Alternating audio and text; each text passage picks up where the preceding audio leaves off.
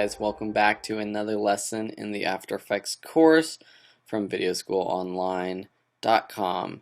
Today let's continue talking about the timeline. Last time we talked a little bit about the basic functions and edits you can make using this drop down menu in the timeline when you add layers to your composition. But there are so many other little buttons and things that you want to be aware of. So going from left to right, basically you have this eyeball that turns on and off a layer.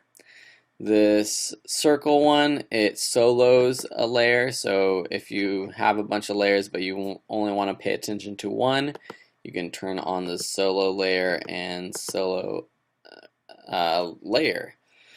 Lock, this lock will lock a layer so you can't make any changes to it. That's often helpful. You can change the color of your layers. This helps in organizing, different sections of your animations or different parts. You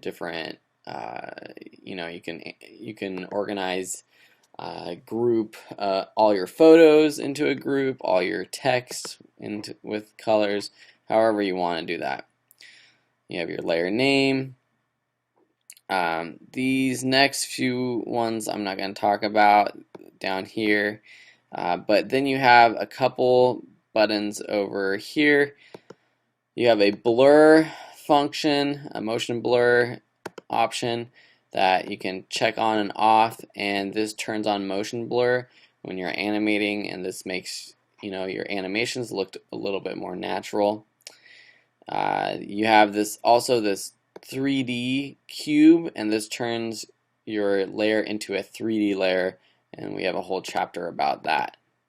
Parenting, again, we'll talk about that in the future, but basically you can lock a layer to another layer. So basically, if you parent this sidewalk layer to the brick wall layer, whatever you do to the brick wall layer, you will do to the sidewalk layer. So say I want to change the scale. See how the sidewalk layer is locked to the brick wall layer. If you do this toggle switches modes button down here, you'll come up with some more options. This blending mode button will bring up all sorts of blending modes, and these are really fun to play with. We'll talk about those more.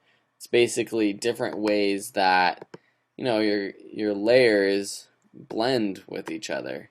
So for example, we have a vivid color, classic difference. It makes different effects for when you have layers overlapping each other.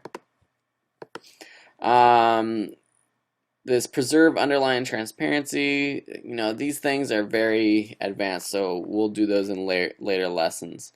Up here at the top, the one you will need to pay attention to right now is this motion blur. So you have to click this motion blur on to make sure that the motion blur is actually set. What I mean by that is if you don't have this checked, but you have motion blur set for particular layers, even if you render this out, it won't have motion blur unless you enable it by pressing this motion blur button right there. There's different options up here, but those are more advanced. So for now, we'll just stick to the basics. Again, as we talked about in one of the first lessons, this is your timeline. You see the frames and the time up top. You can zoom in by this top light gray bar, clicking on the yellow edge. You can zoom into your work area by this bottom light gray bar, and you can move it around by clicking the gray in the center and sliding it, or increasing the length of time by clicking the yellow edges. Then you have your your workplace wherever you want it to be. So say you have an animation in the first couple seconds and you only want to pay attention to that, then you have it here. To render out your footage, to play it, you can't just press the space bar. Typically, if you have a lot of animations or edits, you are going to have to press on a Mac, Control 0 is going to render it out. And you can tell it's rendered out because a little green bar appears above your rendered out portion, like that.